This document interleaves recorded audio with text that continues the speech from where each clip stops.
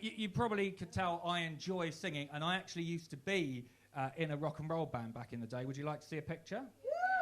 Okay, I have one here. Oh, is it gone? No, there it is. So, that is me at the age of 18 when I was the lead singer of Satan's Bitches. Obviously, that was before I became a Christian. And you can imagine that made for quite an awkward conversation when I went for my interview to become a vicar in the very conservative Church of England. And I'll never forget the bishop saying to me, well, I've been looking at your file. It says here that you've been going to a Pentecostal church for the last 10 years. But before that, you were an anarchist, a drug addict, and a Satanist.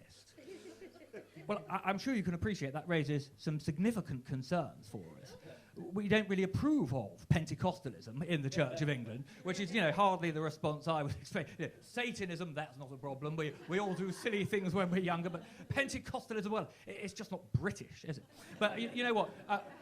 Actually, my background has been very useful for me, both in my day job and as a comedian, because you really do meet all sorts of people in this game, people you would never meet in any other walk of life. So the gig I did just before Christmas, the act who was on after me was a very famous porn star called Bend Over. I'm sure you're familiar with his work.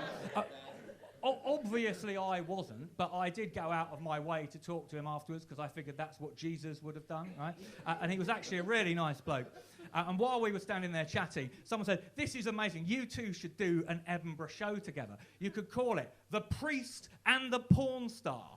Bend Over with Ravioli."